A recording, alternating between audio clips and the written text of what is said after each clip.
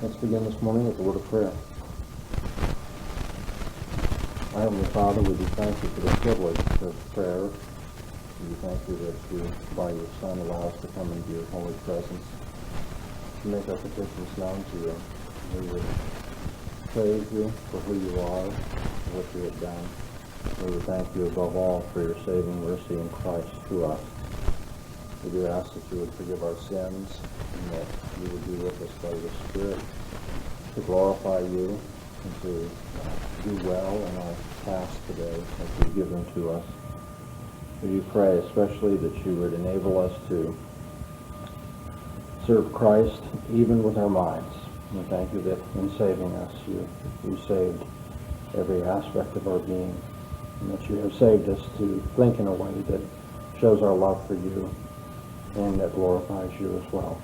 And toward that end, we ask that you would use this class period in Jesus' name. Amen. All right, we have learned what categorical propositions are and categorical syllogisms. You can tell me, what are the three ways in which you can test a categorical syllogism? Three different methods that are mentioned in the book for testing categorical syllogisms. Has three premises, or two premises and a conclusion? No, I'm asking for methods of testing, not a definition of a syllogism. Logical analysis, Venn diagrams, and the rules. By the rules. Okay. We've looked at logical, not analysis, but analogy. The attempt to, that's okay, the attempt to imitate the structure of your opponent's argument using premises that are obviously true and a conclusion that's obviously false, and thereby showing that the structure must be unreliable, that the conclusion does not follow from the premises.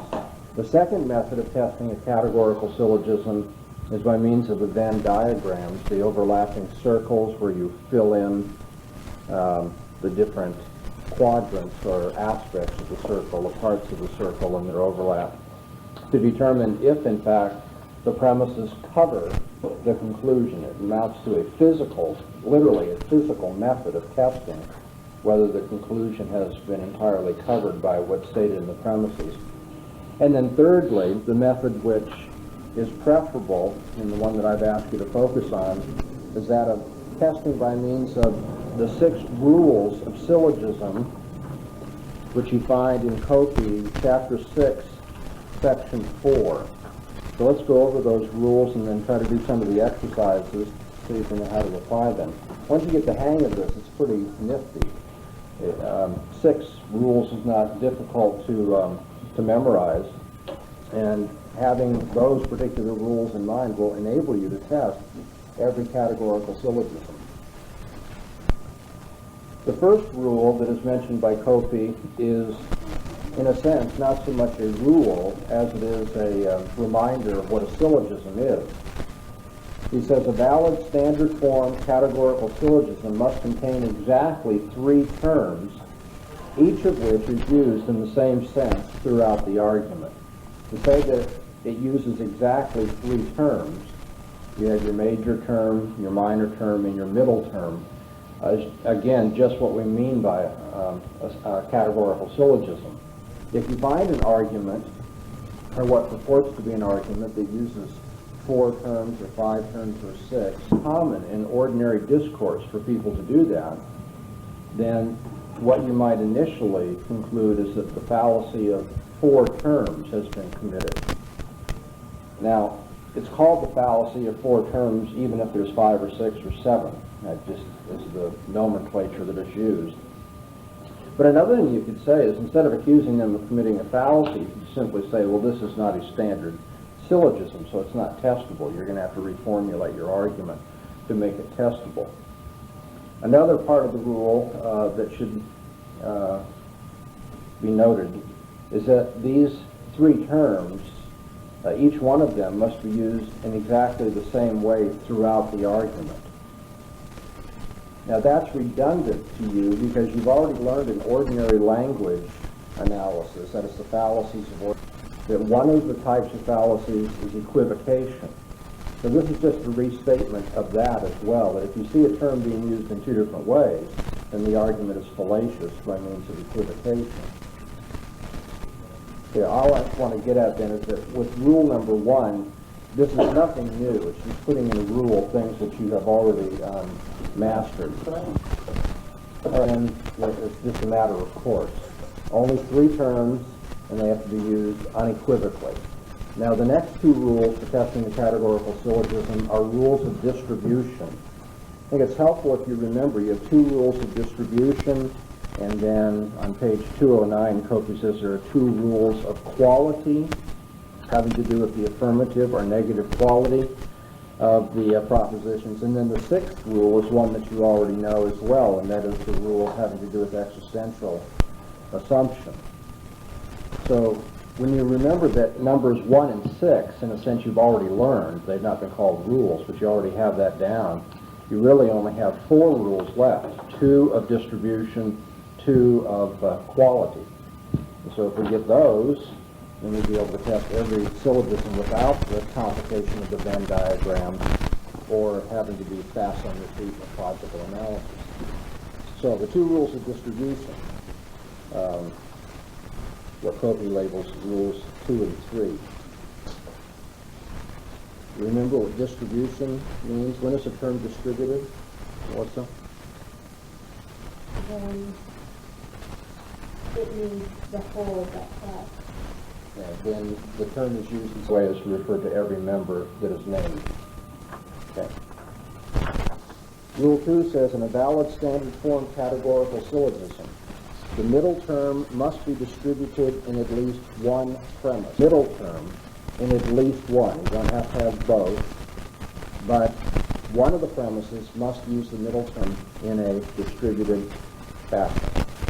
Now, does that make any difference whether middle term is mentioned, whether it's in the subject or predicate position, major or minor premise? No. So one use of the middle term, and the reason for that should be fairly clear.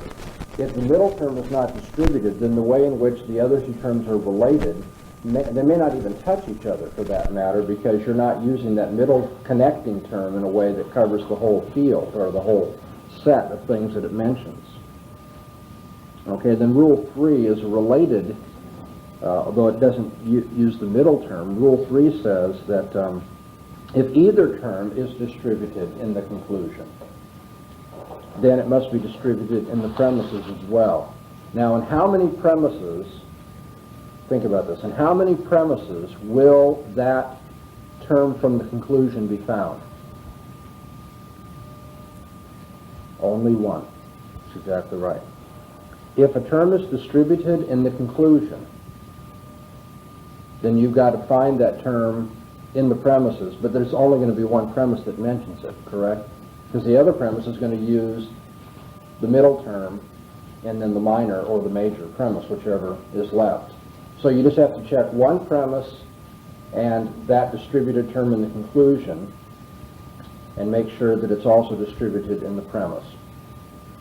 Now, when the term that is distributed in the conclusion is not distributed in the premise, and it's the major term of the argument, then that's the fallacy of illicit major. Okay, and this terminology comes from the Middle Ages and may seem cumbersome, but in actuality will help you remember the rules. If you, in this particular case, you just remember what you have is the fallacy of illicit major or illicit minor. Can that fallacy be committed if the major or the minor term are not distributed in the conclusion? No, you don't even apply this rule unless you find one of them distributed in the conclusion. So that's it. Rules of distribution. Middle term must be distributed in at least one premise, and then any distributed term in the conclusion must be distributed in its corresponding premise.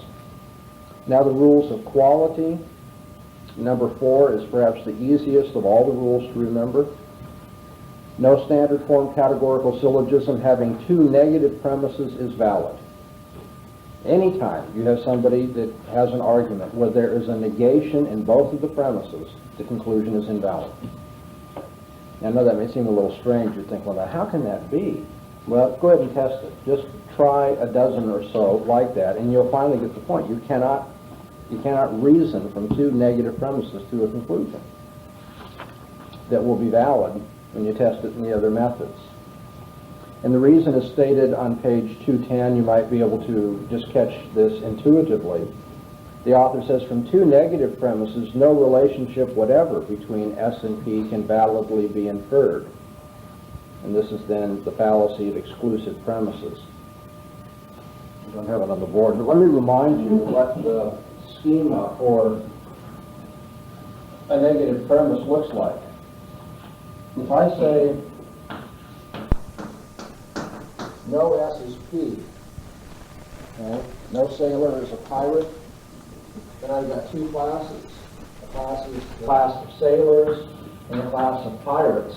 And I'm saying they don't overlap at all, because no S is a P, so there's not going to be any touch at all.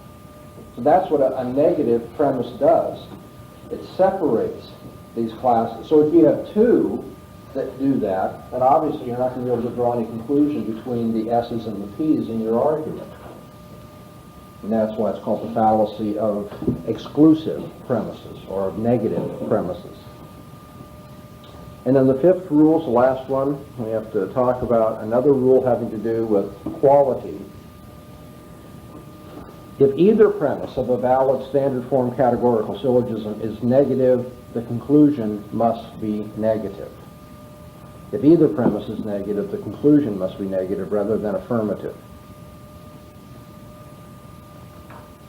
So when we look at our arguments, one of the things we're going to look for is a negative premise or two. If you find a negative premise, then Rule 5 will come into play. You know that the conclusion must be negative. And then if you find two negative premises, you know automatically the argument is invalid. So I hope you can appreciate the elegance and the efficiency of these 6 rules. They'll cover all the problems that we might have. The author tells you that Rule 5 is not the sort of thing that you ordinarily run into in discourse. He says arguments breaking this rule are so implausible that they are seldom encountered in serious discussions anyway. But when we get into formal logic, where we have the ordinary language content or the semantics of the argument stripped away in favor of just the structure and the form of these things, then it's possible to have that fallacy committed and not be aware of it unless you know the rule and you watch for that. The middle paragraph on page 210 discusses what would have, in classical logic, been taken as another rule of syllogism corresponding to number 5, where you want to prevent syllogisms with affirmative premises and a negative conclusion. And the reason why Copey does not choose to formulate that rule is that his Rule 6 will cover all such cases. Rule 6 is just what you've already learned about the fallacy of existential assumption. If you have two universal premises, do those premises assert the existence of anything in their classes?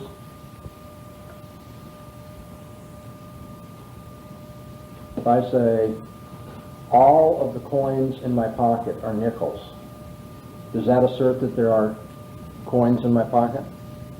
No, it does not. It just says that if there are any coins that are going to turn out to be nickels, but there might be no coins. And so a universal premise does not assert the existence of any members of its class. Now, if you have two universal premises, or two distributed classes mentioned in the premises, can you then draw a conclusion that there is something that actually exists in the conclusion? No.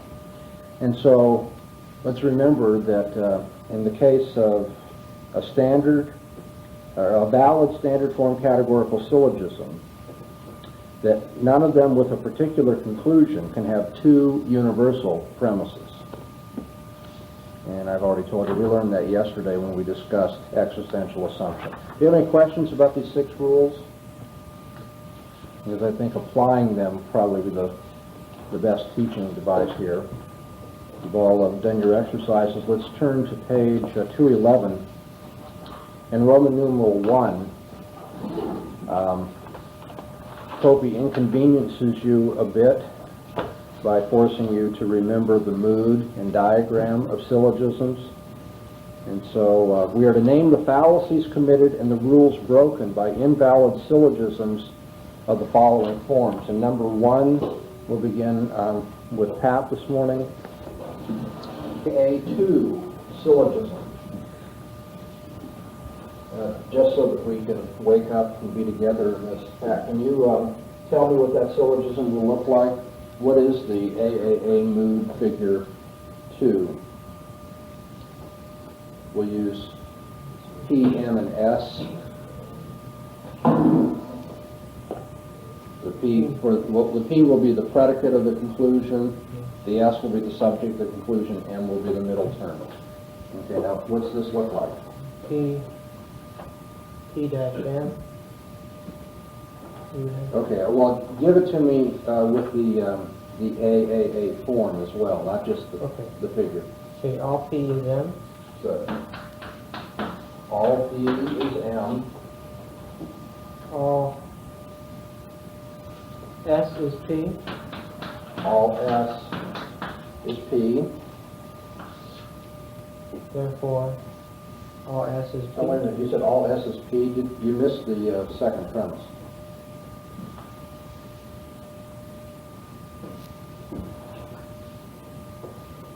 It's in the A form.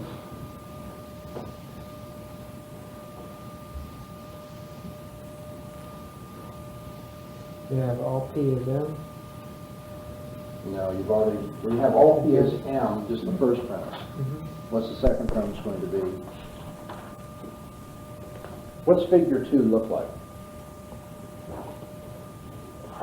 Turn back to that page. You have predicate and measure. What page are you on? Page 193. Okay, if this is to be the second figure, then you know that the order of mention is predicate, middle, subject,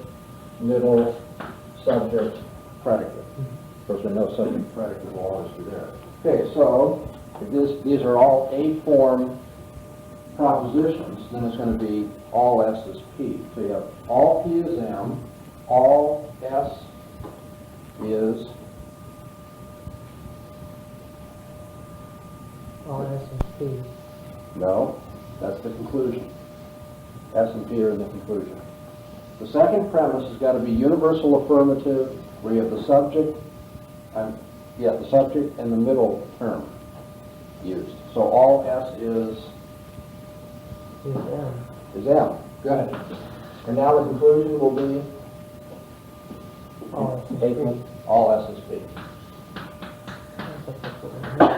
In every figure, remember, you don't have to memorize the conclusion, because the conclusion is always subject-predicate. It's just a question of where the subject and predicate terms are distributed in the premises that gives you the 4 figures of syllogism. Okay, well, now that we've finally got it on the board what we're supposed to be analyzing, let's analyze it. Does this commit any fallacy, or does it break any of the rules of syllogism, Pat? Undistributed middle. Undistributed middle. Okay, and that's rule number 2. And how do you know that the middle term is undistributed? Because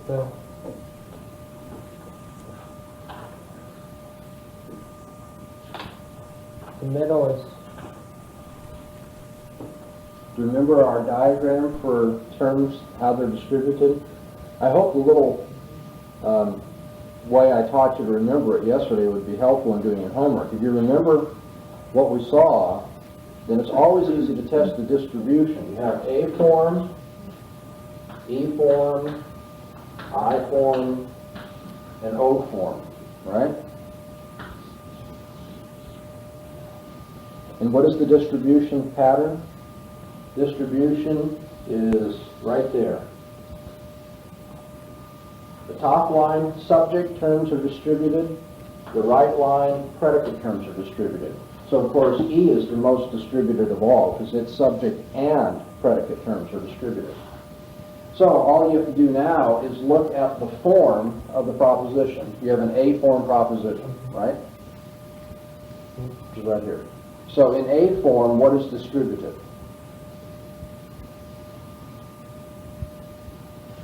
The subject is distributed in A form. Right. And in the second part of the premise, all S is M, it isn't distributed. Okay, is this an A form? Number one, is this an A form? It's an A form. Okay, is the predicate distributed in an A form proposition? Mm-hmm. No, the subject is. The subject is distributed here, and the predicate here. So this is an A form. Is the subject distributed? Yeah. Is the predicate distributed? Yeah. In an A form proposition, only the subject is distributed. Remember, along this line, subjects are distributed. Along this line, predicates are distributed. In an A form proposition, only the subject is distributed. Let's start again. Okay. All P is M. What is the predicate in the sentence? P, or M. Okay. In an A form proposition, is the predicate distributed? No. Is M, in this case, the middle term? Mm-hmm. So you have an undistributed middle, right? I'm sorry to belabor the obvious, but I'm just trying to build this up step by step. What's the form of premise 2? In A form. A form. Okay. Is the predicate distributed in an A form proposition? No. No. Is M stand for the middle term here? Mm-hmm. So is the middle term distributed in the second premise? There it is, yeah. It is? In this, or in this argument. No, you have all S's M. M is the predicate. It's an A form proposition. You know that the predicate is not distributed in an A form proposition. Only the subject is. So you have two distributed subjects and no distributed middle Exactly. But the point is, you have to see that the middle term's in the predicate position, in both places. and in both places it's undistributed, and so you commit the fallacy of undistributed middle. Okay? Let's do another one. Number 3. Pete, why don't you help us on this one? Number 3. Okay, you have a syllogism of the IAO mood, figure 3. Tell me what figure 3 is. It's sum. No, figure 3. Okay. Figure 3 is M-P. Okay, here you're going to have a syllogism where the middle term is the subject. And then the minor premise is M-S. Okay, so we know that that is going to be the figure. Now let's put it in IAO form. An I proposition. Sum M is P. Correct. Sum M is P. Premise 2. All M is P. Right? So that's an A form. All M is, did you say P? Excuse me, S. Yeah, it should be S, because we have S here in that figure. And the conclusion is going to be an O form. Therefore, sum S is not P. Sum S is not P. We're down here at the O form proposition. Yeah. Okay, now does everyone understand that that's the form of the argument that we're evaluating?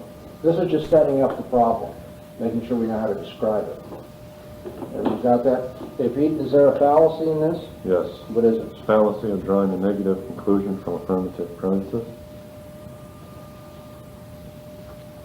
A negative conclusion from, Oops. what did you say? Yeah. I said a negative conclusion from affirmative principles, or from affirmative premises, which would be the opposite of number 5. Yeah, we've already said we don't need the opposite of number 5. Okay. That if you have that problem, it will be covered by rule number 6. And let's see if rule 6 applies. Do we have 2 universal premises here? No. Okay. So, And okay. so that is not the problem with this syllogism. Okay. I said it would have an illicit nature. Exactly right. The illicit major, rule number 3. Rule 3 says, if either term is distributed in the conclusion, it must be distributed in the premises. Now let's ask ourselves about these terms in the conclusion. Melissa, we'll let you be part of this conversation this morning. Is S distributed in this proposition? Some S is not P? It Is S distributed? Is every member of the S class mentioned? No. Okay. How about not P? Is every member of the P class mentioned? is. Yes. Yes, it is. Not one of the P's. It can turn out to be some of the S's. And so that does distribute P. Now, is P distributed in the premise? When we look at here, P only appears in premise 1. Remember, it's only going to be in one of them. And now what we have here is, what form of premise is this? At some M is P. Is that A, E, I, or O? A particular affirmative. No. E is the universal negative. Oh, the I form. Okay. Now here is my little way of remembering distribution. In the I form, Pat, in the I form, which term is distributed? The predicate. That was a trick question, Pat. In the I form, if you look at what I've shaded for distribution, it's the only corner that has no distribution at all. There is distribution in the subject term here, there's distribution in the predicate term here, and there's distribution in both terms here, and there is no distribution there. Do you understand what we're talking about? Yeah, let me ask you again. What's the form of this proposition? I. Okay. Now, if we're going to test for the distribution of term P, that appears here in an I-form proposition, is P distributed? No. Cannot be, because neither term will be distributed in an I form. And so we have a distributed term in the conclusion that is not distributed in the premise. And now the only question is, which term is this? Is this the minor or the major term of the argument? Major. It's the major term of the argument. Why did you say that? What's the definition of the major term of an argument? It appears in both the original premise and Nope. the conclusion. Nope. Order of premise will not help you, especially when you get sloppy people who don't put it in standard form. There is a specific way of finding the major term in a categorical syllogism. It has nothing to do with the premises. It has everything to do with the conclusion and the order of mention. Who can help? It's the predicate of the conclusion. Right. The major term of an argument is the predicate term of the conclusion. The minor term of an argument is the subject term of the conclusion.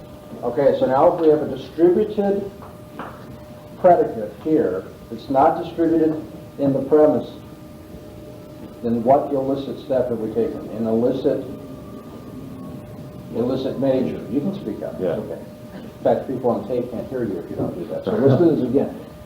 We have a distributed predicate term in the conclusion that's not distributed in the premise, then we have the fallacy of illicit Major. That's right. Okay, these other ones will be a little bit easier because they don't require us to go back and identify mood and figure. I'm sure you didn't enjoy the exercises in this section for that reason. But then if we forget what we have learned, especially this distribution chart, then we won't be able to test the syllogisms at all. So there's a reason why the author did that. Okay, in number 2, you were to do numbers 1 through 5. Name the fallacies committed and the rules broken by any of the following syllogisms that are invalid. Whose turn is it?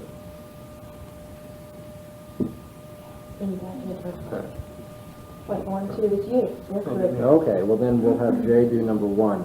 All textbooks are books intended for careful study.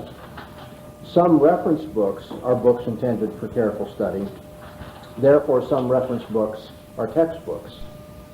Before you give the answer, let's see if we can't work through this step by step. Let's schematize this argument using letters that are appropriate to the English language components here. All T is S. I know you guys are laughing, but I can understand why you go from the English language abbreviation to another formal language, so then you can test this by the rules and so forth. So you can just use anything you want. You just make it hard on yourself. But, okay, let's try it my way, the easy way. All T is S. Okay, so T is going to be textbooks and S for study. for study. In the expression, books intended for careful study, you're using study. Now, you can do anything you want. It's like I didn't want to use You book. can choose X if you want, but I would think B would be the thing that would help you keep it in mind, since that's the beginning of the description. All T is B.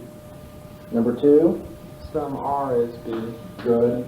Some reference whatever books are B. And the conclusion, Therefore, some R is T. is what? T. Some R is T. Okay, very good. Shall we go through the rules one by one? See if they're broken? Let's start at the end here. Do we have 2 universal premises leading to a particular conclusion? No. Why not? There's a particular Name it. in the minor premise. That's right. The second premise is particular. So we haven't broken Rule 6. What's Rule 5? The negative premise. Rule 5 is if you have if you have a negative conclusion, there must be at least one negative premise, right? No. If you have a negative premise, then you must have a negative conclusion. I hope you catch the difference between the way you work. You look at the premise. Any negative premises here? Okay, so that rule doesn't even apply. Back up another one. Rule 4. Neither is Rule 4. Yeah, if you have 2 negative premises, then it invalidates the argument. Are there any negative premises here, Pat? No. Okay, so Rule 4 doesn't apply. Rule 3, if either term is distributed in the conclusion, it must be distributed in the premises. It's not distributed. Well, no term is distributed in the conclusion. Some R is T, no term is distributed. No. Thank you. Don't let me push you off what you know. I already gave you the diagram of distribution. What form of That's an I form. I form down here? And what have we learned? There's no distribution in I form propositions. Okay, so we don't have to worry about Rule 3. Wow, this is going to be easy then, huh? 1 or 2 are left. We know it's easy because here you don't have to decide if it's valid. He tells you it's invalid. You just have to find which rule is broken. You want to take a 50-50 stab at this now, Jack? Is it Rule 1 or Rule 2? I'd say it was Rule 2. Which is the fallacy of... I distributed middle. Yeah, what is the middle term out of T, B, R? What is the middle term? B. Okay, B is here. And neither of them are distributed. Is the predicate term distributed in an A-form proposition? No. Okay. Is the predicate term distributed in an I-form proposition? No. The I-form is the easy one. There is no distribution in an I-form. Okay. So neither mention of the middle term was distributed, and so we have the fallacy of undistributed middle. Any question about number 1? All right, and let's do number 3.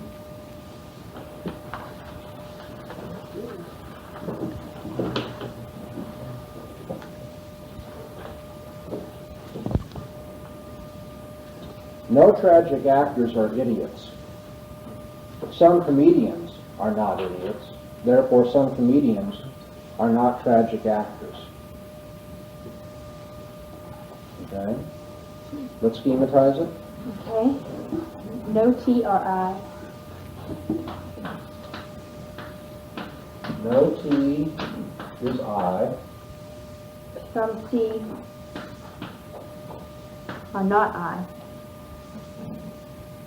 Some T, Some C are not I. C. Okay. Some C is not I. Conclusion. Therefore, some C are not T. Okay. What fallacy is committed here? The fallacy,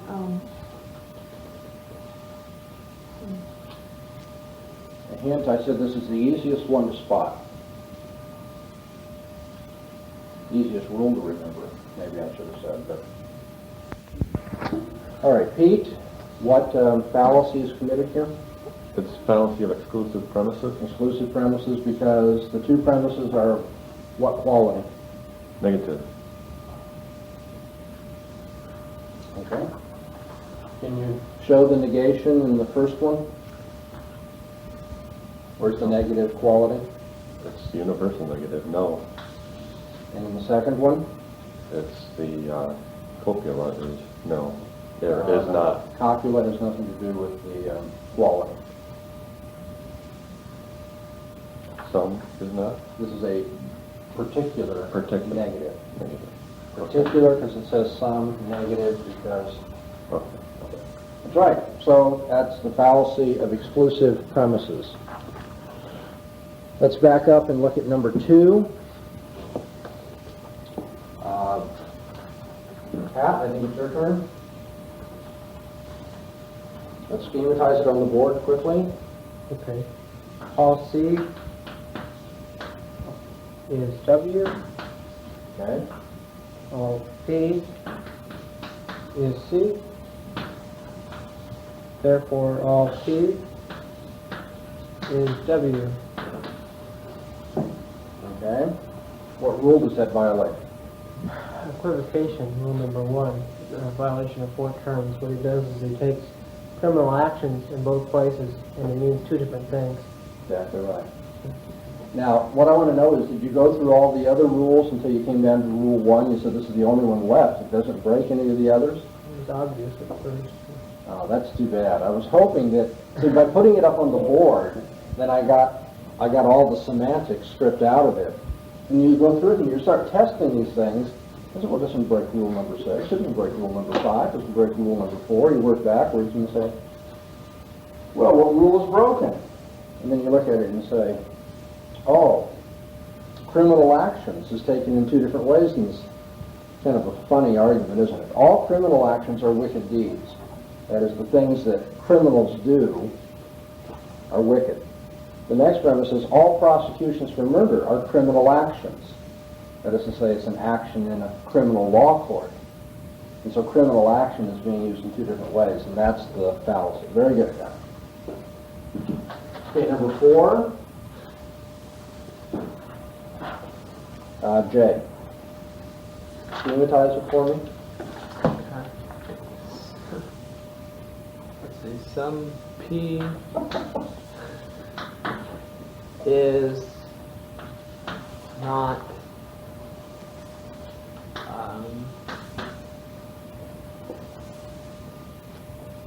let's use another word. In a case like this, you're just going to have to Q. choose something. Q.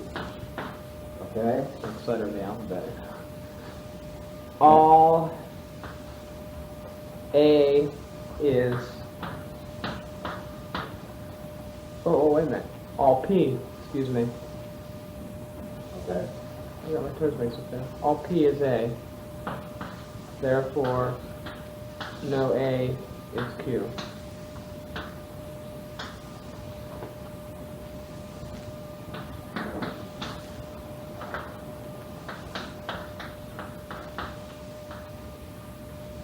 X. And it really messes you up when you have parrots, pests, and pets. Okay, so as long as we remember what we're talking about. What fallacy is committed here? Let's just go to the part of the matter. Okay. Both terms are, the way I figured this, both terms are distributed in the conclusion, so they both need to be distributed in the That's right. This is an premise. E form. All right. And I found that What's the pattern of distribution, Pat? A, E, no, 9 excludes Okay, this is an E form. You got total distribution. Right. That means both of them have to be distributed in the premises, are they? And the minor term is not. Okay, what's the minor term in an argument? How do you identify it? Pat? The minor term is the subject of conclusion, or Very the good. So, now, let's find A in the premises. It's up here. What form of proposition is all P is A? A form. Is the predicate term distributed in an A form proposition? No. So we have the fallacy of illicit minor. Very good. And now, Melissa, we'll let you do number 5.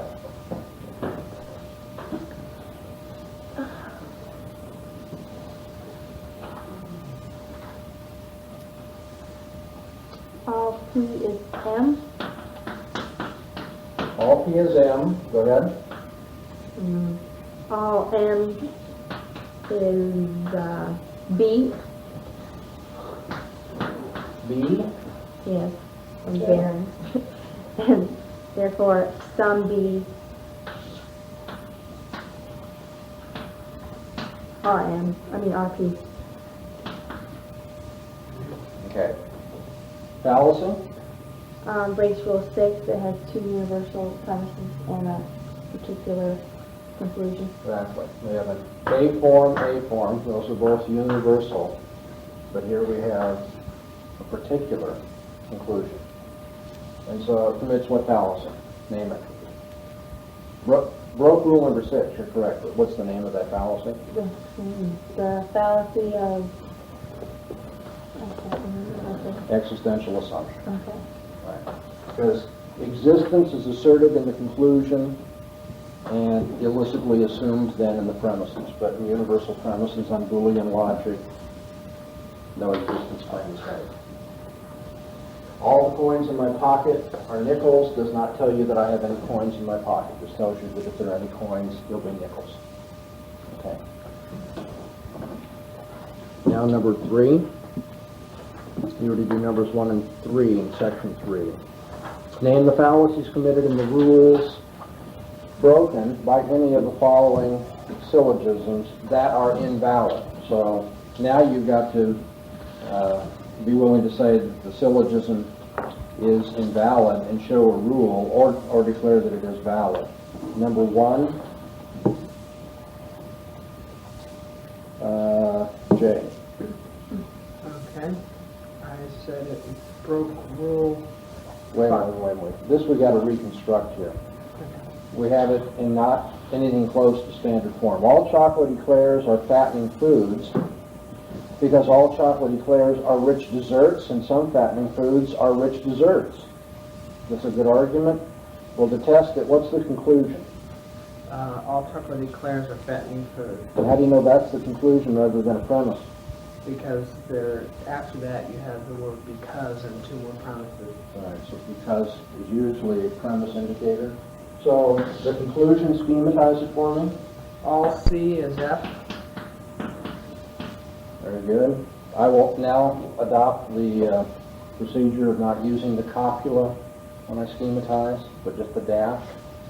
Obviously, you fill in will be, are, has been, is, whatever. We all see is F. Then the first premise.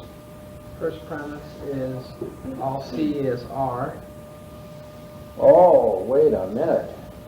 Well, hold on. Let's hold go on. through our rules again. No, you are right. Let's look at the Some F conclusion. is R. No, you're not going to escape this. We're going to find out what mistake you made. I know what mistake I made. What mistake did you make?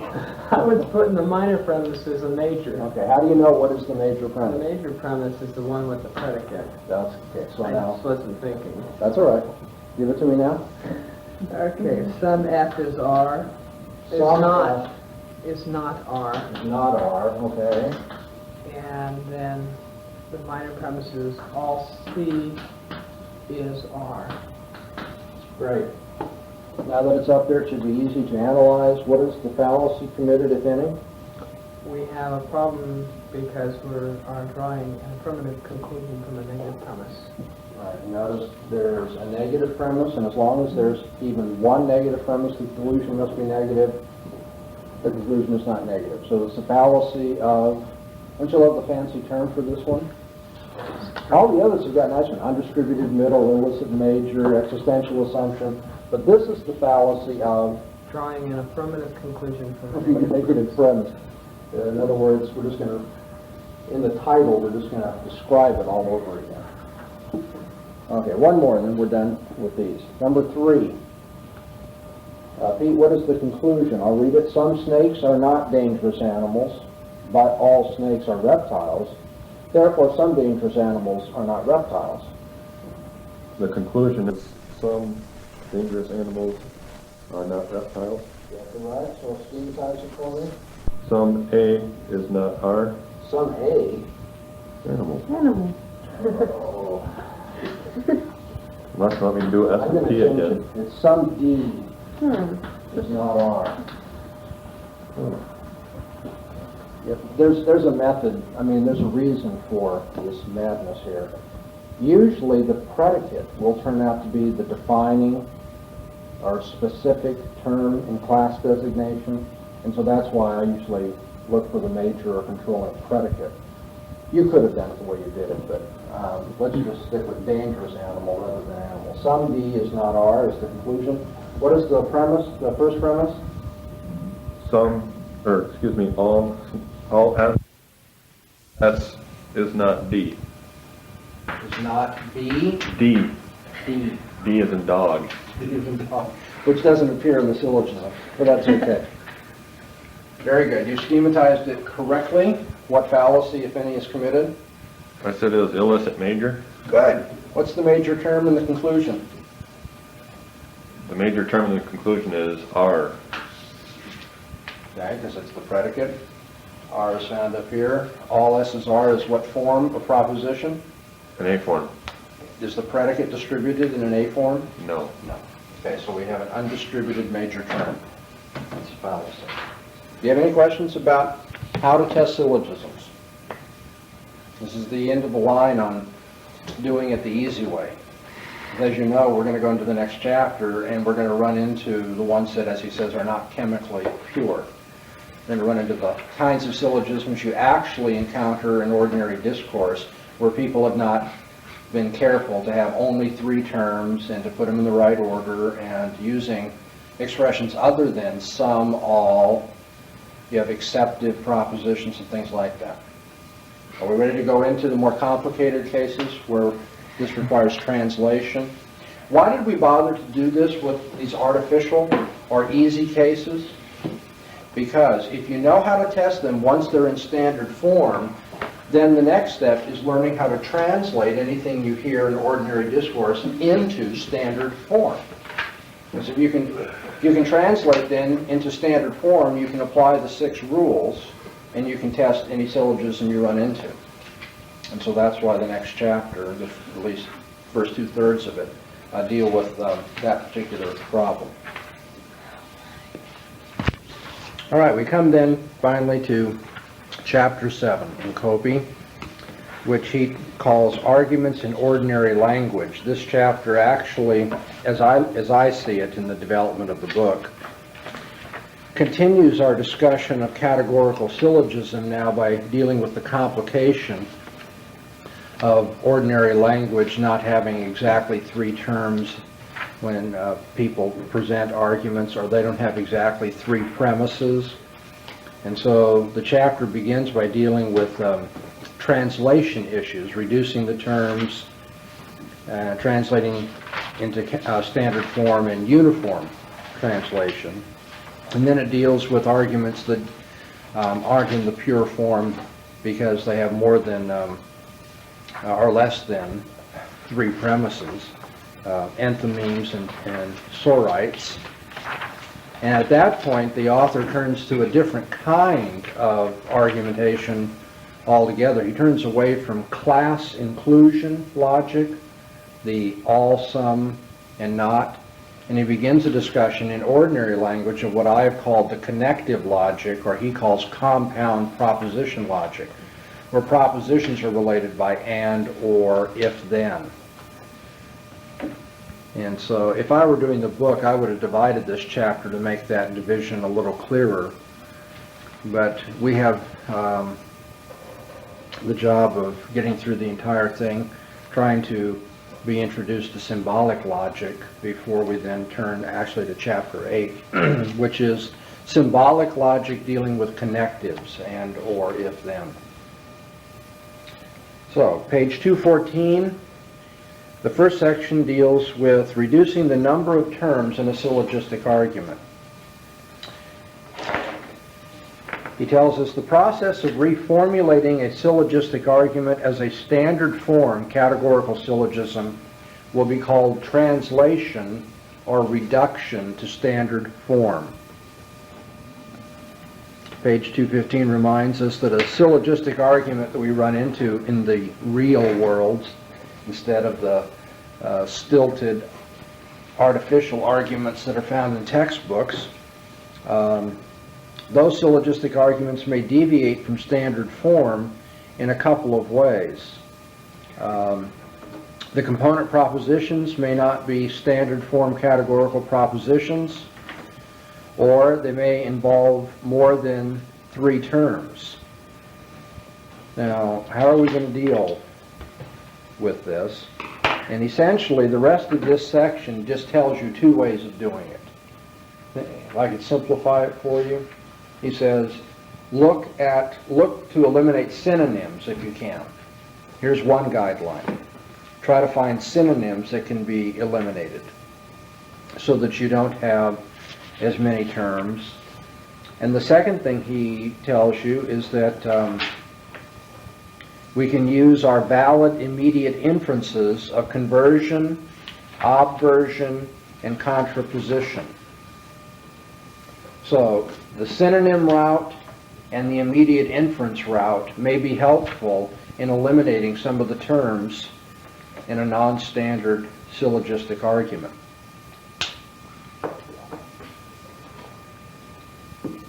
But in order for us to use the inferences of conversion, obversion, and contraposition, we need to remember which ones actually are valid inferences or reliable inferences on Boolean interpretation. We know, let me put up here on the board our familiar A-E-I-O and see if this will help you remember. Which of these types of propositions, A, E, I, or O, may be converted validly? Anybody? E and I. E and I. Notice that? Right across here. So this is the conversion line, if you will. Which may be obverted?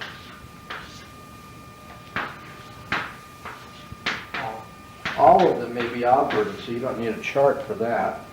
Just put that up here. All obversions are still helpful. Then which contrapositions are legitimate on Boolean interpretation? A and O. A and O. Going this way.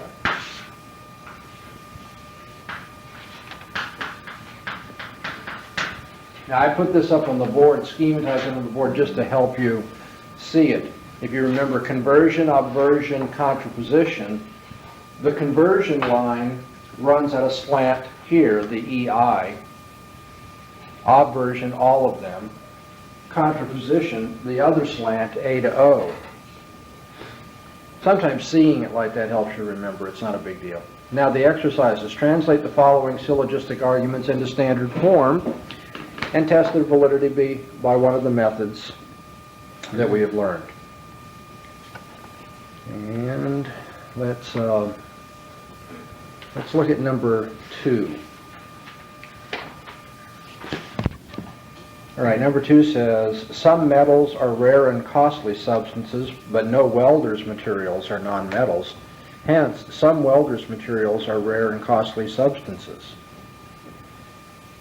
Now, what's the problem with this? It's not set in correct form. We have 4 terms, to be more specific. And which is the most likely to be used? What's the easiest way to reduce this to 3 terms? Well, what are we looking for when we start the reduction process? The author says we look for complements, right? Now, do we have any complements mentioned in this illustration? Well, metals and non-metals. That's right, metals and non-metals. And so if we could get rid of one of those terms through one of the methods given to us, then we would have reduced things to 3 terms, and we can test the syllogism. So what do you suggest we do here? Well, I first of all set it up in the correct form so that, Okay, let's hear it. structure. Do you want me to use just initials or do you want me, okay. Some, no, I'll use mine. Some M are R, Okay. no W are N. No. We haven't changed it yet. Why don't you just say non-M, Non-M, okay. so the complement class is made clear. Oh, okay. And then the conclusion? Some W are R. That's right, some W is R. We can just use is. Is, okay. Okay. That's fine. Now, how are we going to get rid of M or non-M? What do you suggest? From first, I think this one. Using the first. In contraposition.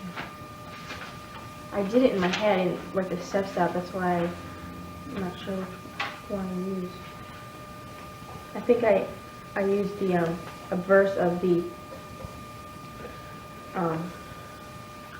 second premise there. Exactly. We look at the second premise where you see non-metal. If you use the obversion inference pattern, you can get rid of the non-metal. That becomes metal. You have to change the quality of the proposition. So instead of no W is non-M, you get all W is M.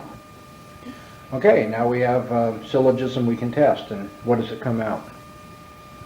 I came out with some M is R, all W is M, therefore some W is Therefore, R. some W is R. Okay, now, is it valid? You were supposed to translate and test. Validity. Now it's valid. That would. No, not necessarily. Now it's just in standard form. Now it's set up so it can be tested. Oh, okay. And now you've got to apply the rules. Now, do you all understand that? There's 2 steps here. The translation step is just to get it into a form that it can be tested. But translating it does not test it for validity. It just sets it up for the test. And so now we must test for validity. I thought the problem was rule 1, and that way after we changed it, it would be okay. That's why I didn't think. Okay. It's good that this mistake has come out so we can all learn from it. No, the problem is that there's more than 3 terms, but after you get rid of some of the terms, you might have other rules that are broken.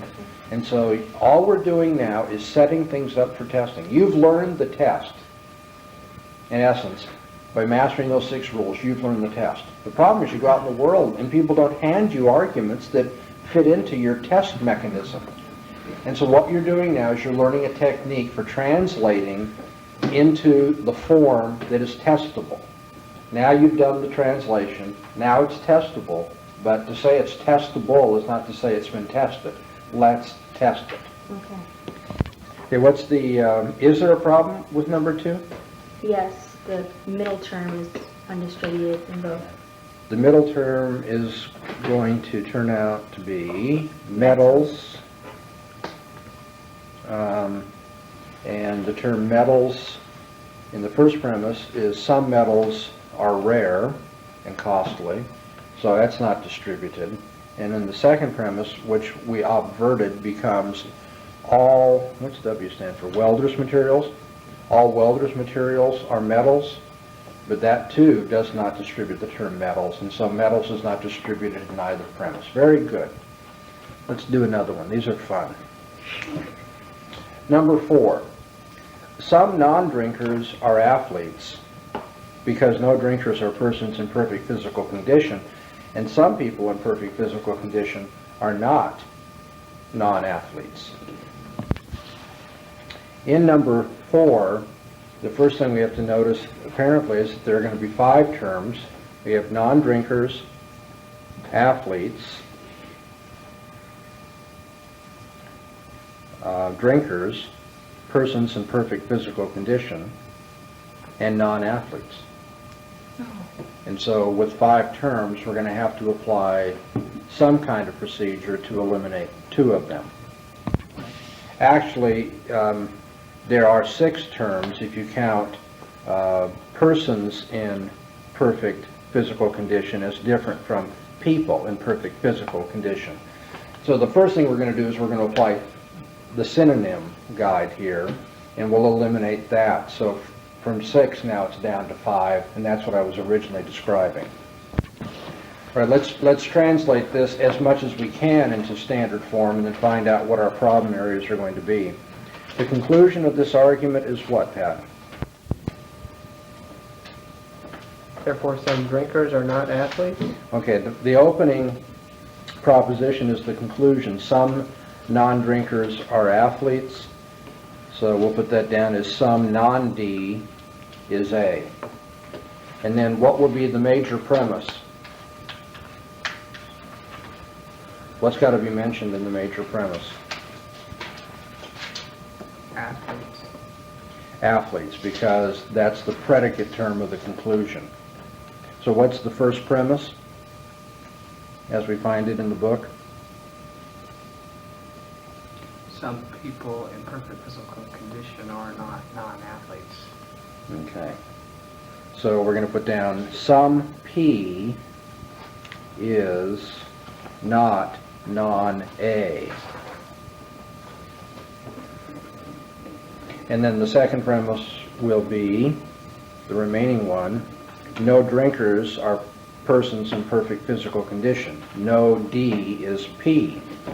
Let me repeat this to make sure we all have it right. First premise, some P is not non-A. Second premise, no D is P. Conclusion, some non-D is A.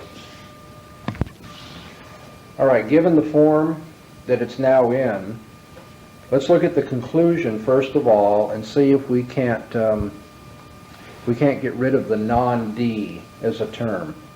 If we apply conversion to the conclusion, some non-D is A, by conversion becomes some A is non-D. No problem there because conversion can apply to an I form proposition. And then we apply obversion to our converted premise. In obversion, we're going to change the quality and use the complement for the predicate. And so by changing the quality, instead of some A is non-D, we have some A is not. And then instead of non-D, we have the complement of non-D, which is D. Therefore, we have some A is not D. We've eliminated the non through conversion and obversion. So now the conclusion reads, some A is not D. This means we have 2 other complementary terms remaining. We have A and non-A. Non-A appears in our first premise. First premise says, some P is not non-A. If we obvert that, we can eliminate the not, and non-A becomes its complement, which is A. And therefore, by obverting the first premise, we get some P is A. Now let me put this all together. Through the steps we have taken, premise 1 is some P is A, premise 2, no D is P, and the conclusion, some A is not D. And all we have to do now is look at this to see what rules of syllogism may or may not be violated.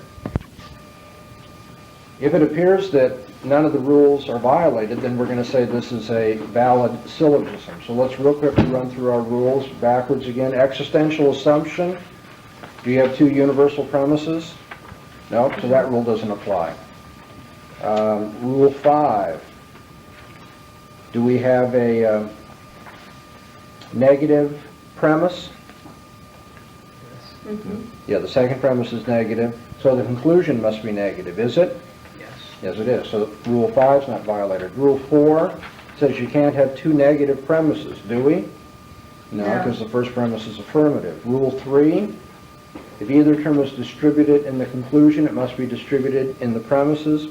Our conclusion is in the form of an O proposition, and therefore only the predicate is distributed, which means D is distributed. Neither are distributed, I thought, in that. Oh, no, No. okay, oh, never mind. Yeah, O form, the predicate is distributed, so that means D in our schema must be distributed in the premise. We find that in premise 2 that says no D is P, so it is distributed.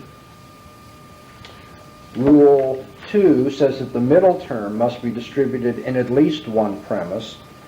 In this case, the middle term is going to be P, and if you notice premise 2, no D is P, the predicate and the subject are distributed, therefore Rule 2 is not violated. Rule 1 is what we've been working on to get this down to 3 terms, and having gone through all the rules, we can then conclude that number 4 is a valid syllogism.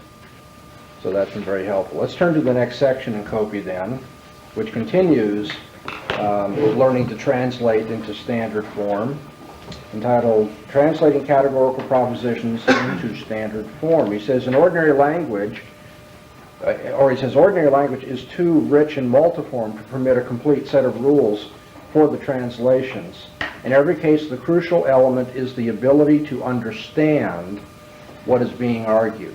And again, I keep pointing that out over and over in my logic classes. Formal logic does someone no good if he does not have the ability to translate from an ordinary language. That means you have to understand what the person is trying to say and what the thrust of their argument is. So there's no mechanical rule that logicians can come and apply and say, okay, these statements now have to be this. You say, no, wait a minute, that isn't, I mean, you schematized it this way, but that isn't what I was really getting at. Understanding of ordinary language is crucial. Now, having said that, he does give us some guidelines, 9 of them. Let's see if we can go through them quickly and try some exercises. Singular propositions. That is a proposition that does not refer to a class of objects, but to just one item, what's sometimes called a one-membered class or a unit class. Dr. Bahnsen is a one-membered class. Many people are happy about that. There's only one of those guys out there. Okay. Socrates is a one-membered class and so forth. Ordinarily, one-membered classes are treated as universal propositions. Okay, so all Socrates. Now the problem with that is that the singular proposition contains more information than the universal statement would give us, because in Boolean interpretation, a universal statement does not assert existence for any member of the class. And yet when you deal with particular, such as Socrates or Dr. Bahnsen, then you're dealing with something whose existence you do assert. And so the only way to get around this, according to Copy, is to treat singular propositions as really implicitly two propositions. He says, construe singular propositions as conjunctions of standard form categorical propositions, either I and E both, excuse me, I'll say this right, A and I both, or E and O both.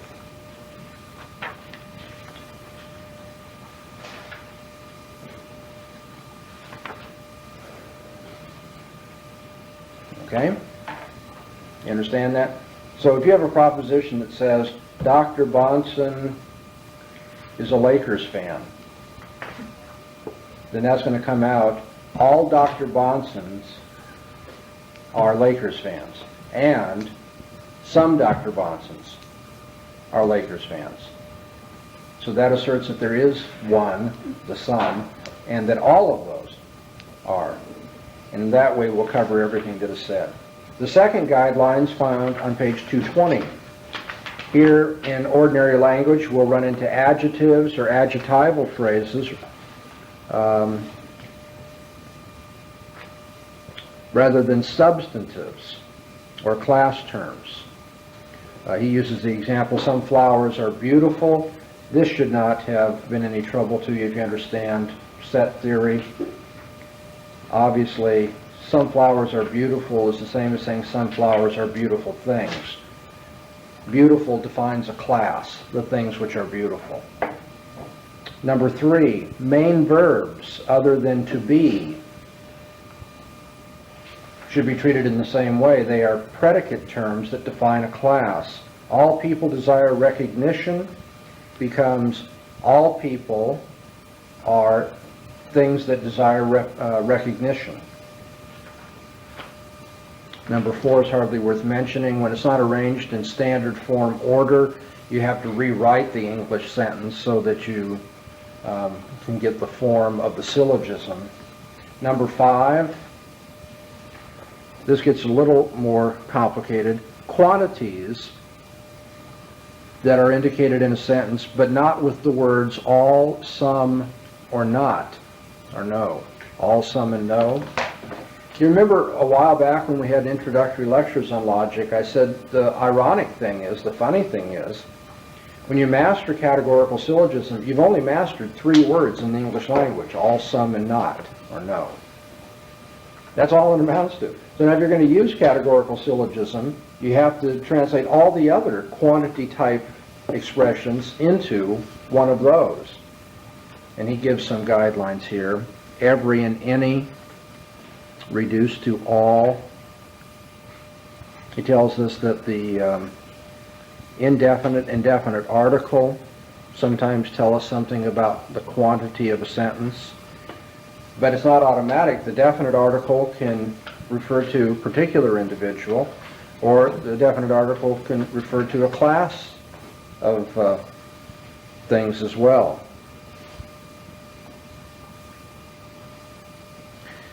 At the end of this section on page 221, please note he says negative statements beginning with not every and not any are different from the way you treat every and any.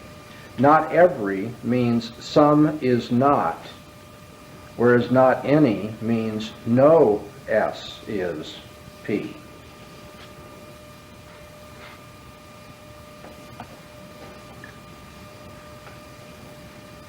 That's a very important guideline to remember. Number 6, we have exclusive propositions sometimes that say only or none but. And he says, turning the page, that they can be translated into A propositions whose subject and predicate terms are the same, respectively, as the predicate and subject terms of the exclusive proposition. So now I'm going to fudge a little bit here and give it to you in a little bit easier way. If you do a conversion on the ordinary language sentence and then put it in A form, then that will accomplish the translation of only or none but. Only drunkards are sailors becomes all sailors are drunkards. He says you translate it into an A proposition where the subject and predicate terms have been reversed. Number 7. Sometimes you have sentences where there's no indication of quantity at all. And in this case, the sentence, what it intends to express may be doubtful, Cope says. We may be able to determine its meaning only by examining the context. That's not much more than of a guideline than to say the sentence may not tell you, you're going to have to look at the broader context.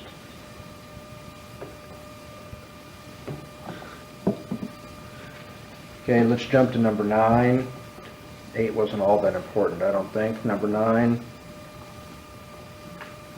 He talks about propositions that mention quantity more specifically than all or some, because numerical or quasi-numerical quantifiers are used. You'll have two or three, many, a few, most.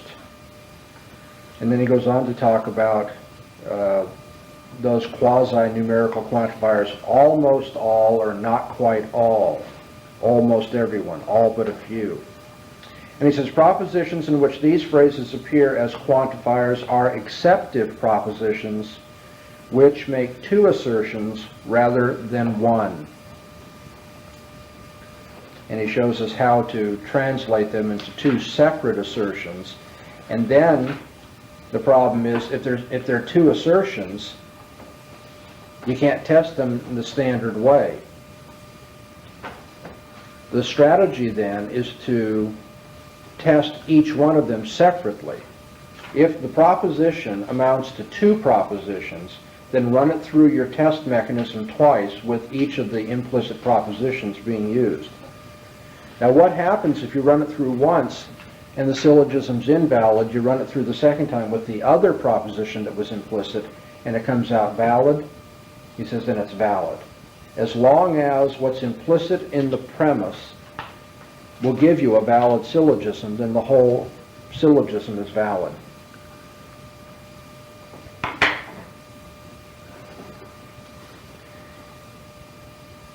And then he tells us on page 224, if the premises of an argument are both categorical propositions and its conclusion is acceptive, then we know it to be invalid. I think that's a helpful rule that I want to pick out for you. If you see the acceptive proposition as the conclusion, you know that the syllogism is invalid because it's going to be stating more than can be found in the premises. Acceptive propositions like almost all, not quite all but a few, almost everyone. When you find those in a conclusion, the syllogism will prove to be invalid. Okay, we have some exercises now on page 224. And maybe we can go through a few of them, make sure we understand what we're doing here. We'll begin with number 1.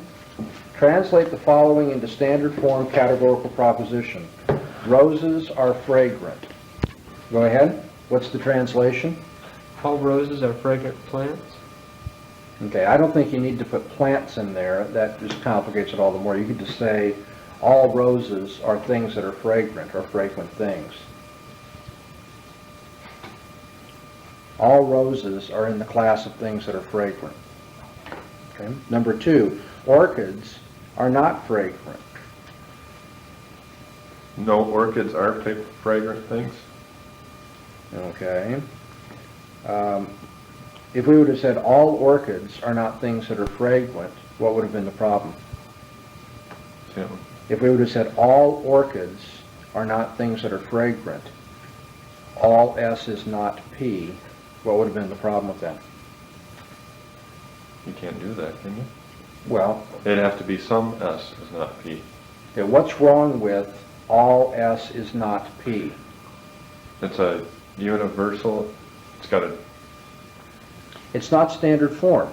oh, okay. We've only got 4 forms, A, E, I, and O. And so when I say all S is not P, so that's not one of the forms. But now that's what the sentence says. Orchids are not fragrant. To begin with, you've got to say orchids are being here used as a universal class. All orchids are not fragrant. Now what do you have to do in order to put it into standard form? Well, we have to understand the sentence. That's the key to logic. And when we do, we see that these are intended as exclusive classes, and the way to express an exclusive class is an E-form proposition. No, this is that. In an E-form proposition, you notice that conversion is always allowable, so you could put it either way. You could say no orchids are fragrant things or no fragrant things are orchids. Either would be acceptable. Okay, number 3. Many a person has lived to regret a misspent youth. Okay, I said some people are people who have lived to regret a misspent youth, and some people are not people who have lived to regret a misspent youth. I divided it into 2.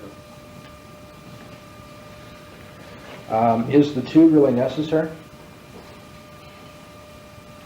Given the sentence where it says, many a person has lived to regret a misspent youth, it probably is the feeling of the speaker that other people have not lived to regret it. But the sentence itself doesn't contain that information. The sentence, it seems to me, can be translated as simply about some people. Some people are people that have regrets. I'm just using that as a summary. Okay. So that you don't need both of those. Is it all right to use the same term in the subject as it is in the predicate? Like, you guys have some people are people? Yeah, And but, they just but, narrowed it. but in the second, it's not people. It's some people are people who have regrets. Right. Okay. All right. Okay, number 4. Not everyone worth meeting is worth having as a friend. Some people worth meeting are not people worth having as a friend. All right, and we'll take one more here, number 5. If it's a junko, it's the best that money can buy. I don't know what a junko is, but how would you translate that into standard form? All junkos are the best money can buy. Okay, does that also assert that there is such a junko? Uh-huh. No, you know what should have tipped you off to that? This is ordinary language analysis, is that it's put in the hypothetical mood. If it's a junko, it's the best that money can buy. But can't you imagine the next sentence being, but unfortunately there are no junkos. So you see, the sentence does not assert the existence of a junko. It just says that all junkos are the best money can buy. All J's are B's. Is that understandable? Yeah. Okay, very good. Now, if the sentence had said, a junko is the best that money can buy, or actually if it had said, the junko is the best that money can buy, if junko is a particular, if it's an individual, like Socrates or Dr. Bahnsen, then you might have said, all junkos are the best money can buy, and some junkos are the best money can buy, so that you get the existence claim in there as well. But in this case, since it says if it's a junko, you know that it is not making a definite claim that such a junko exists. And for that reason, you don't need to treat it as a particular or one class or one member class. My car is the best that money can buy. It's translated as everything in the category of my car is the best that money can buy, and something in the category of my car is the best money can buy. There I'm asserting that there is such a thing, my car, and it's the best that money can buy. But if I would have said, if that's my car, it's the best money can buy, you see, I might not own a car. I might just be saying, but I won't own anything less than the best. So if it's my car, it's the best that money can buy. There's no existence claim in that proposition. And so you don't have to translate it into two. You can just use the universal form. All right, we have some more to learn about uniform translation. 7.3 introduces the concept of parameters. Parameters make this much easier for us. Though the author says people have a hard time with this sometimes, for some reason it's never struck me as all that difficult. It was a real convenient way to get out of the bind of having all these non-standard expressions. You can take a term like always to mean at all times. Okay, so all times would be in standard form. All T, all times. He says using the word times here is like a parameter. There are other parameters such as places or cases.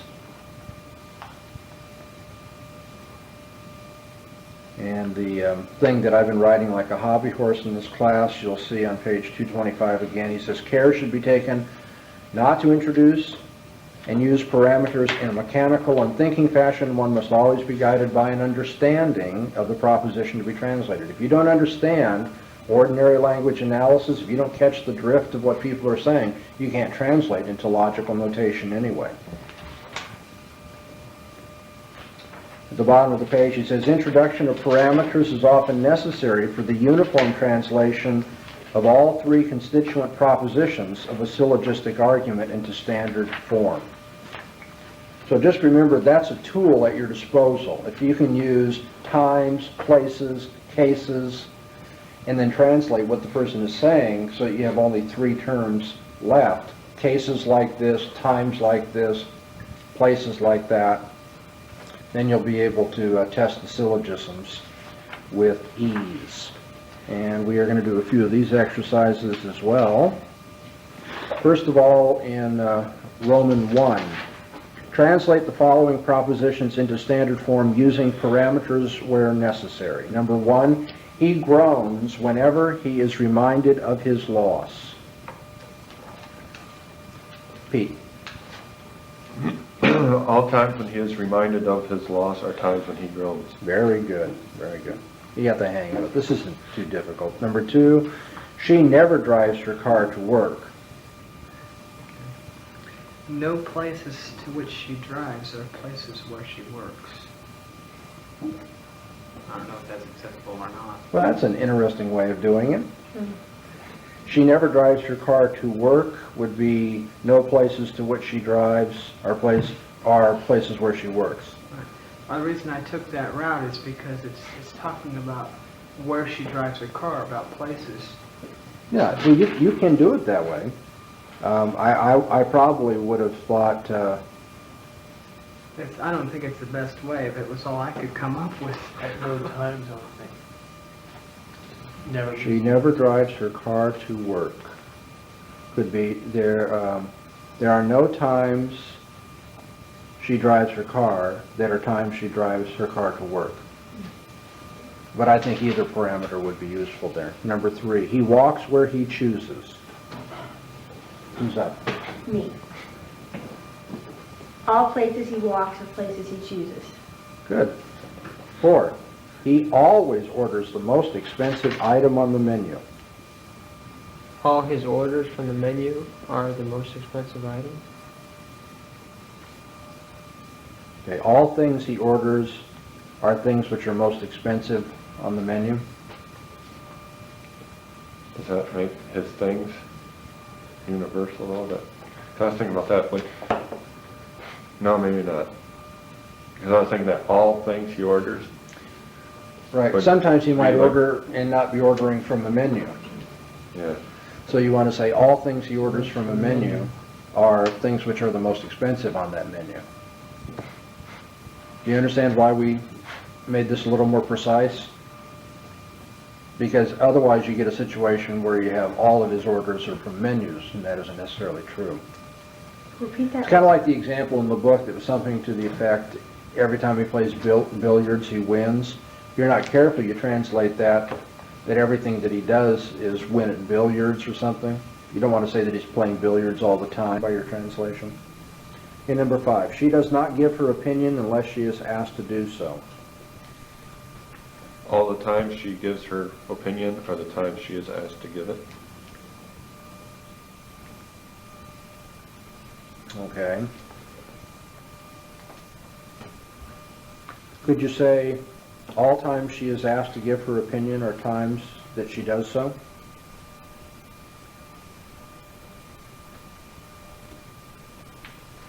Could you say all times she is asked to give her opinion are times that she does so?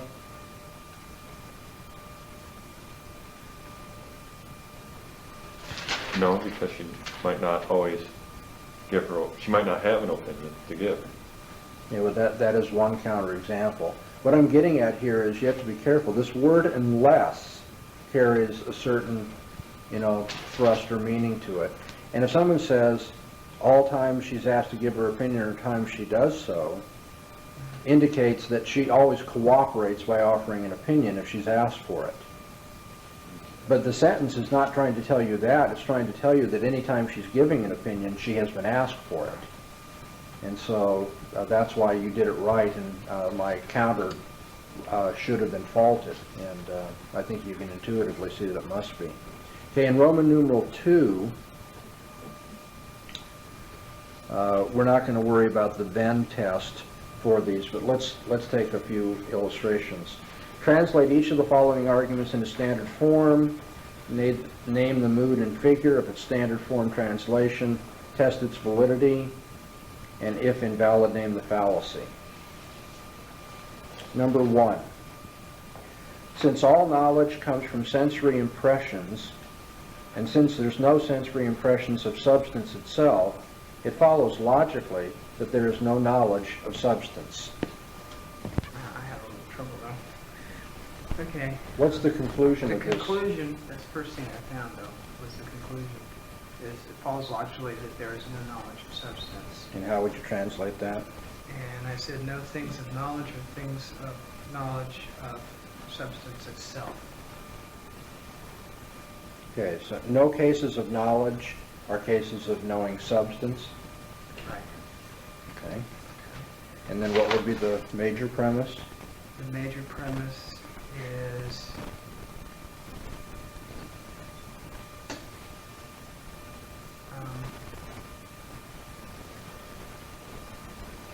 we gotta read my notes here quickly. Okay, that'd be the second part, since there was no sensory impression of substance itself. Okay, and how would you translate that? No cases of sensory perception or cases of knowledge of substance itself. Okay, no cases of sensory impression. I think you said perception. No cases Yeah. of sensory impression are cases of a knowledge of substance. Right? And So no I is S. And then the second premise would be, all cases of knowledge are cases from of sensory impression. Okay, so you have no I is S, all K is I, therefore no K is S. Which is an EAE form 1, a mood 1, figure 1, excuse me. EAE, that's right, okay. And is there any fallacy committed here? I could not find one. Are there two universal premises? Yeah. But there's also a universal conclusion, right? Yes. So that's not a fallacy. And there were Is there a not two distributed middle term? names. Yes.